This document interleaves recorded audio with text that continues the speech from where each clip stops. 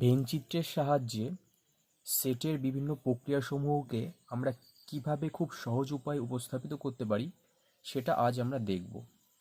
তার আগে আমরা সেটের দুটো সিদ্ধান্ত সম্পর্কে একটু দেখে নেব। সেটা কি? দেখো, আমরা দেখতে পাচ্ছি এখানে বলা আছে যে শূন্য সেট যে কোনো সেটেরই উপসেট, আর দ্বিতীয়টি কি বলছে? প্রত্যেক সেট তার নিজের উপসেট।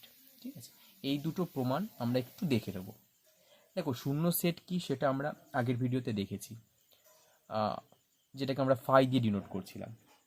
তো মনে করো এ যে কোনো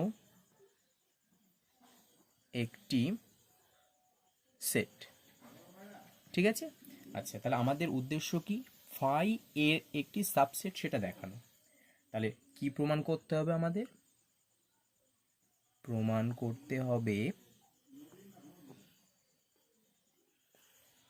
করতে হবে ফাই সাবসেট অফ এ। এটা হচ্ছে আমাদের উদ্দেশ্য, যেখানে ফাই হচ্ছে আমার এমটি সেট। আচ্ছা, দেখো, এই প্রমাণগুলো আমরা কন্ট্রাডিকশন মেথডে করব। কন্ট্রাডিকশন মেথডটা কি? আমরা উল্টোটা ধরে নেব। উল্টোটা ধরে আমরা প্রমাণ করব যে সেটা সত্য নয়, এবং সেখান থেকে আমরা একটা সিদ্ধান্তে আসবো যে তাহলে আমাদের সোজাটাই সত্য ছিল। সেটা কি? আমাদের প্রমাণ করতে হবে ফাই এর সাবসেট। আমরা ধরে নেব যে ফাই এর সাবসেট নয়, এবং সেটা ধরে আমরা যদি একটা সিদ্ধান্তে আসি যে আমরা যেটা ধরেছিলাম অর্থাৎ ফাই এর সাবসেট নয়, এই সিদ্ধান্তটা ভুল, তারপরে আমরা বলে দেবো যে হ্যাঁ, ফাই এর সাবসেট। তো খুব মজার বিষয় কিন্তু এটা, ঠিক আছে? আচ্ছা, তাহলে আমরা কি বললাম? আমরা ধরে নিচ্ছি যে ফাই এর সাবসেট নয়, ঠিক আছে? আচ্ছা, এবার দেখো, ফাই যদি এর সাবসেট না হয় তাহলে কিন্তু ফাই এর মধ্যে কম করে একটি পদ থাকবে যেটি এ সেটের পদ নয়, যেটি এ সেটের পদ নয়। কি তাই তো? কারণ সাবসেটের ডেফিনেশন আমরা কি জেনেছিলাম? যে কোনো সেট যদি আরেকটি সেটের সাবসেট হয় তাহলে এর মধ্যে যে কটি এলিমেন্ট থাকবে সেগুলো যেন ওই অপর সেটটার মধ্যেও থাকে। তখন আমরা বলছিলাম যে এটা ওর সাবসেট। তাহলে এখানে যদি সাবসেট এটা ফাই এর না হয় তাহলে কি হবে? ফাইয়ের মধ্যে কম করে একটি পদ থাকবে যেটি এ সেটের মধ্যে থাকবে না। আচ্ছা, এবার দেখো, ফাই তো হচ্ছে আমার এমটি সেট, তাহলে ফাইয়ের মধ্যে কোনো এলিমেন্টই নেই।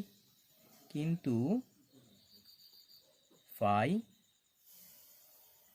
শূন্য সেট, তাহলে ফাইয়ের মধ্যে আমার কোনো এলিমেন্টই নেই।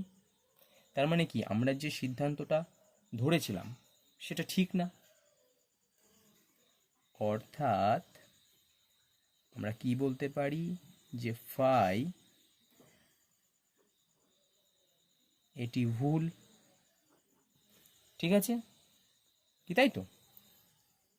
তারপর সিদ্ধান্তে আমরা কি আসতে পারি শেষে? যে phi is A subset of A. দেখো, আমি আবার বলছি, তাহলে আমাদের উদ্দেশ্য হচ্ছে আমরা সাবসেট না সেটা ধরবো, এবং তারপরে আমরা একটা সিদ্ধান্তে আসবো যে হ্যাঁ, আমরা যেটা ধরেছি সেটা ভুল, এবং তারপরে আমরা বলে দেবো যে হ্যাঁ, ফাই এর সাবসেট। দ্বিতীয় যে প্রমাণটা দেখো, সেটা বলছে প্রত্যেক সেট তার নিজের সাবসেট। তার মানে যদি মনে করো সেটটি এ হয় তাহলে এ এর সাবসেট, এটা হচ্ছে আমাদের প্রমাণের উদ্দেশ্য, ঠিক আছে? আচ্ছা, তাহলে এ যদি যে কোনো একটি সেট হয়, কি প্রমাণ করতে হবে? প্রমাণ করতে হবে এ সাবসেট অফ এ। তাহলে সেই সেম প্রসিডিওর তোমরা যদি সম্ভব হয় ধরে নাও যে এ ক্যাপিটাল এর সাবসেট না। তাহলে যদি সাবসেট না হয়, ঠিক আগের মতনই আমরা কি লিখব? যে এ সেটে কমপক্ষে একটি পদ থাকবে যা এ সেটের পদ নয়। ব্যাপারটা কেমন শোনাচ্ছে, কিন্তু এটাই বিষয়, ঠিক আছে? তাহলে এ সেটে কমপক্ষে একটি পদ থাকবে যেটি আবার এ সেটের পদ নয়। যা কি সম্ভব? যা অসম্ভব। তাহলে আমরা কি বলবো? এই যে সাবসেট অফ এ। এই দুটো বিষয় তোমরা একটু বইতে করা আছে, খুব সুন্দরভাবে বোঝানো হচ্ছে, সেখানে দেখলেই বুঝতে পারবে। আমরা সেটের একটি ভেন চিত্র দেখতে পাচ্ছি। সেটা কেমন? দেখো, এই যে আয়তক্ষেত্রটা তোমরা দেখতে পাচ্ছ, সেটাকে আমরা ইউনিভার্সাল সেট হিসাবে লিখি, ঠিক আছে? আর সেটকে আমরা এরকম সার্কেল আকারে প্রকাশ করি। ইউনিভার্সাল সেটটা কি? সার্বিক সেট, যেটা আমরা আগের ক্লাসে পড়েছি। সার্বিক সেটটা হচ্ছে এই যে আমার অন্তর্বর্তী সেটটা, সেই সেটটা হবে সার্বিক সেটের সাবসেট, ঠিক আছে? মানে এই সেটটা যে সমস্ত এলিমেন্ট দিয়ে গঠিত হয়েছে তার থেকে বড় যে সেটটা, সেটাই হচ্ছে আমার ইউনিভার্সাল সেট। আচ্ছা, তাহলে দেখো, আমরা সেটের ক্ষেত্রে দেখেছিলাম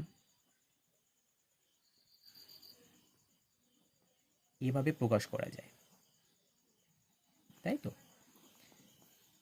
এবং এই সেটটা হচ্ছে 2, 4, 6, 8, অর্থাৎ ইউনিভার্সাল সেটের মধ্যে 1, 2, 3, 4, 5, 6, 7, 8 সমস্ত এলিমেন্টগুলোই আছে। আর এই যে সেটটা, তার মধ্যে কী কী এলিমেন্ট আছে? 2, 4, 6, 8। এভাবে ছবির মাধ্যমে আমরা এইভাবে কোনো সেটকে প্রকাশ করি। এরপরে দেখো, বলছি দুটি সেটের যোগ, বা এটাকে আমরা ইউনিয়ন বলি, ঠিক আছে? আমাদের ডায়াগ্রামটা খানিকটা এরকম হবে। এ সেট, এটি বি সেট। এর এ সেটের সমস্ত এলিমেন্ট এবং বি সেটের সমস্ত এলিমেন্ট নিয়ে যে সেটটা গঠিত হয়, সেটাই হচ্ছে আমার ইউনিয়ন বি। যেটা আমরা একটা গাণিতিক বিশ্লেষণ লিখি যে A union B equal to X such that X belongs to A or X belongs to B. অর্থাৎ একটি উদাহরণ যদি আমরা দিই, মনে করো এ সেটের মধ্যে 1, 2, 3, আর বি সেটের মধ্যে মনে করো 5, 6 আছে। তাহলে এ ইউনিয়ন বি করলে আমার কি হবে? 1, 2, 3, 5, 6 এ সেটের এলিমেন্টগুলোকে আমাকে লিখতে হবে, বি সেটের এলিমেন্টগুলোকেও লিখতে হবে। এবার প্রশ্ন, মনে করো এ সেটে এমন একটি এলিমেন্ট আছে যেটি বি সেটেও আছে, থাকতেই পারে, কারণ তুমি দেখতে পাচ্ছ এখানে কিছু কমন পোর্শন আছে। এখানে যদি কোনো এলিমেন্ট থাকে তাহলে সেটা এ সেটেরও এলিমেন্ট, বি সেটেরও এলিমেন্ট। আমরা কিন্তু সেটের ডেফিনেশনে জানি যে এলিমেন্টগুলো ডিস্টিংক্ট হতে হবে, অর্থাৎ সেই এলিমেন্ট যদি দুই জায়গাতেই থাকে আমরা একবার লিখব, এটা যেন মাথায় থাকে, ঠিক আছে? তাহলে এটা হচ্ছে দুটি সেটের যোগ বা ইউনিয়নের ভেন ডায়াগ্রাম এবং তার বিশ্লেষণ। এবার দেখো, দুটি সেটের ছেদ, বা যেটাকে আমরা বলি ইন্টারসেকশন, সেটাকে লিখি হবে এ ইন্টারসেকশন বি। এটা ইন্টারসেকশনের সাইন। আচ্ছা, সেটা কি বলছে? দুটো সেটের মধ্যে যেটা কমন পোর্শন থাকবে, অর্থাৎ আমরা দেখতে পাচ্ছি এই ছবিতে এই মাঝখানের অঞ্চলটা হচ্ছে আমার এ ও বি সেটের কমন পোর্শন, সেটাকে আমরা বলছি দুটো সেটের ছেদ। সেটাকে আমরা গাণিতিকভাবে কীভাবে ডিফাইন করছি? X such that X belongs to A and, এই জায়গাটা কিন্তু একটু খেয়াল রাখবে, and X belongs to B. ইউনিয়নে আমরা বলছিলাম কি অর, এখানে বলছি কি অ্যান্ড, কারণ এক্স এলিমেন্টটা এর মধ্যেও থাকবে এবং বি এর মধ্যেও থাকবে, অর্থাৎ এই মধ্যবর্তী পোর্শনে থাকার কথা এখানে বলা হচ্ছে। যদি একটা উদাহরণ দেখি, দেখো এ সেটের মধ্যে মনে করো 1, 2, 3 আছে, বি সেটের মধ্যে মনে করো 2, 6 আছে। তাহলে ইন্টারসেকশন বি করলে দেখো আমরা 2 নামক এলিমেন্টটা পাবো, যেটা আমাদের এরকম জায়গায় ছবিতে থাকবে, ঠিক আছে? আচ্ছা, তাহলে এটাকে আমরা কি বলছি? Intersection of two sets.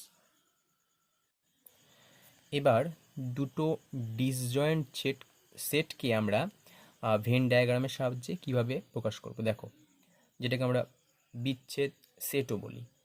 দুটো আলাদা চিত্র, ইউনিভার্সাল সেটের মধ্যে এ একটা সেট, বি একটা সেট, কারোর সঙ্গে কারো কোনো সম্পর্ক নেই।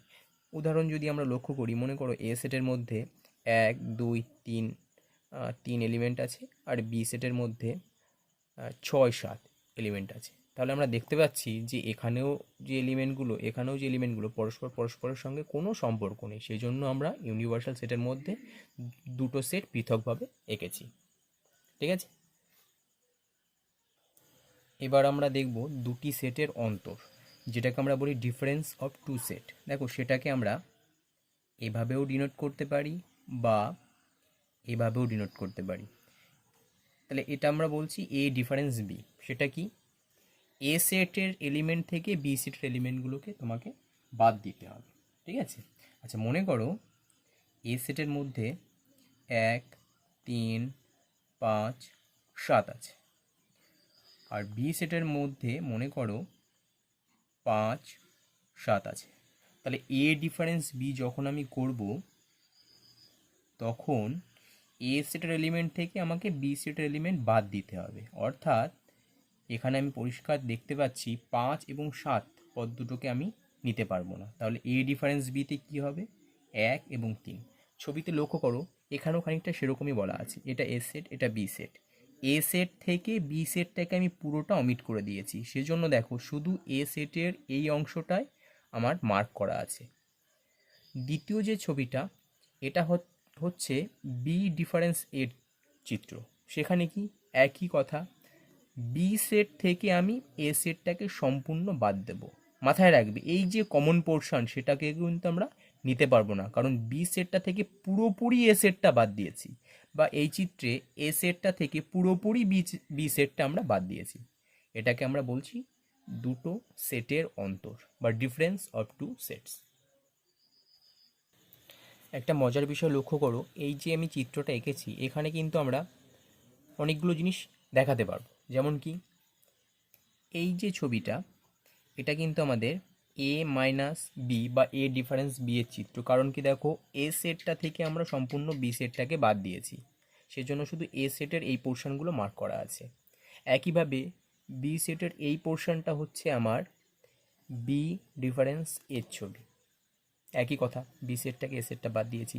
আর মধ্যবর্তী যে কমন পোর্শন সেটা কাকে ইন্ডিকেট করে না এ ইন্টারসেকশন বি, কারণ আমরা পড়েছি ইন্টারসেকশন হচ্ছে কমন পোর্শন থাকে যে এলিমেন্টটা এ সেটের মধ্যেও থাকবে এবং বি সেটের মধ্যেও থাকবে। আর ইউনিয়ন কোনটা ছিল, এ সেটের এলিমেন্ট এবং বি সেটের পুরো এলিমেন্ট যদি আমরা নিয়ে নিই তাহলে আমরা এ ইউনিয়ন বি বলছিলাম। তাহলে এই মোটামুটি ভেন ডায়াগ্রামের চিত্র। আরেকটি গুরুত্বপূর্ণ চিত্র যেটা সেটি হচ্ছে পূরক সেট বা কমপ্লিমেন্ট, যেটাকে আমরা বলি এই কমপ্লিমেন্ট দিয়ে আমরা ডিনোট করি পূরক সেটকে। ঠিক আছে, এটা কি বিষয় দেখো, আমরা চিত্রে যে অঙ্কন করেছি সেটা কি এ সেটের ছবি, ইউনিভার্সাল সেট, তার মধ্যে একটা এ সেট আছে, ঠিক আছে, কিন্তু আমাদের সেটা না, সেটা কি বলছে আমাদের পূরক সেট। দেখো পূরক সেটের নিয়ম হচ্ছে ইউনিভার্সাল সেট থেকে, ভালো করে শুনবে, ইউনিভার্সাল সেট থেকে যদি আমরা এ সেটকে বাদ দিই তবে যে অংশটা পড়ে থাকে সেটাকে আমরা বলি এ সেটের পূরক সেট। মানে আমরা ছবিতে যদি এই অঞ্চলটা চিহ্নিত করি, এ সেটটাকে আমরা নেব না, এ সেটটা বাদ দিয়ে ইউনিভার্সাল সেটের মধ্যে যে অঞ্চলটা আছে সেটাকে আমরা বলছি পূরক সেট। তাহলে একটা উদাহরণ দিয়ে এটাও আমরা একটু বোঝার চেষ্টা করি। দেখো মনে করো ইউনিভার্সাল সেটের মধ্যে 1 2 3 4 5 6 7 8 এই কটি এলিমেন্ট আছে। এ সেটের মধ্যে 1 3 5 7 এটি আছে। তাহলে এ কমপ্লিমেন্ট কি বলছে, ইউনিভার্সাল সেট থেকে এ সেটটাকে তুমি বাদ দাও, মানে এটা খানিকটা ডিফারেন্সের মতন, ওখানে আমার দুটো সেট ছিল ওই জন্য আমার বুঝতে সুবিধা হচ্ছিল, এখানেও দুটো সেট আছে, একটা ইউনিভার্সাল সেট তার অন্তর্গত এ সেট, ঠিক আছে। আচ্ছা তাহলে ইউনিভার্সাল সেটের মধ্যে কি কি আছে, এইগুলো, এটার মধ্যে এইগুলো 1 3 5 7, 1 3 5 7 এটাকে আমাকে বাদ দিতে হবে। বাদ দিয়ে কি আছে পড়ে 2 4 6 8, সেটি হচ্ছে আমার এ কমপ্লিমেন্টের এলিমেন্টগুলো। তাহলে পূরক সেটের ছবিটা আমরা বুঝতে পারলাম। এই ছবিটা যদি তোমরা মাথায় এঁকে নিতে পারো তাহলে কিন্তু অঙ্ক করতেও তোমাদের খুব একটা অসুবিধা হবে না। সেটের কিছু বীজগাণিতিক সূত্রাবলী আছে, সেগুলো তোমরা বই থেকে একটু দেখে নেবে। তার মধ্যে আমি দুটো সূত্র এখানে লিখেছি, দেখো প্রথমটায় আছে A union B union C, সেটা সমান A union B union C, ঠিক আছে। দ্বিতীয়টা কি A intersection B intersection C সমান A intersection B intersection C. এগুলো আমরা ম্যাথমেটিক্যালি প্রমাণ করতে পারি এবং ভেন ডায়াগ্রাম দিয়েও প্রমাণ করতে পারি, ঠিক আছে। তো আমরা দ্বিতীয়টির একটি ভেন ডায়াগ্রাম এখানে দেখব যে দুটো ক্ষেত্রে ছবিটা একই রকম কিনা। অর্থাৎ এই যে এখানে আমি যেমন লিখেছি লেফট হ্যান্ড সাইড, অর্থাৎ এ ইন্টারসেকশন বি ইন্টারসেকশন কি সি, এটা করে যে ছবি পাবো A intersection B intersection C right hand সাইডে, সেটা করেও একই ছবি পাবো কিনা সেটা আমরা একটু দেখব। দেখো এখানে A intersection B intersection C আছে, তাহলে প্রথম কাজ হচ্ছে আমার ফার্স্ট ব্র্যাকেটের মধ্যে যে পয়েন্টটা আছে সেটার ছবি আঁকা, অর্থাৎ বি এবং সি এর ইন্টারসেকশন আঁকা। তাহলে এটা হচ্ছে আমার বি সেট, এটা হচ্ছে আমার সি সেট, তাই তো? তাহলে ইন্টারসেকশন মানে আমরা একটু আগে পড়েছি যে দুটো সেটের যে কমন পোর্শন সেটাই হচ্ছে ইন্টারসেকশন। তাহলে এখানে বি এবং সি এর কমন পোর্শন কোনটা হচ্ছে?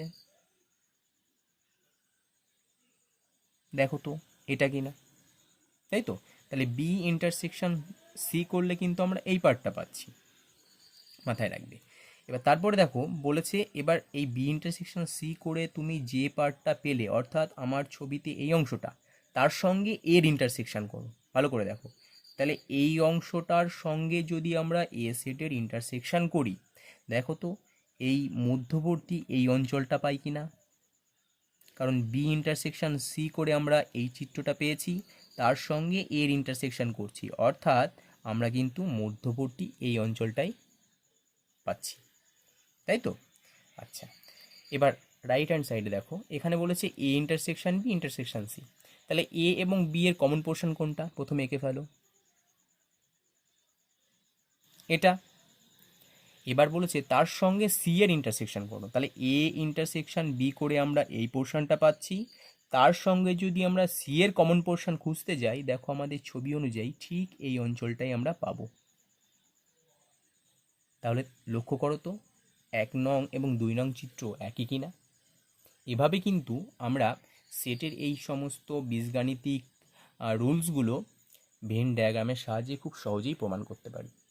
তোমাদের বইতে দেখবে আরও কিছু প্রমাণ ভেন ডায়াগ্রামের সাহায্যে করা আছে, এগুলো তোমরা নিজেরা দেখে প্র্যাকটিস করার চেষ্টা করবে।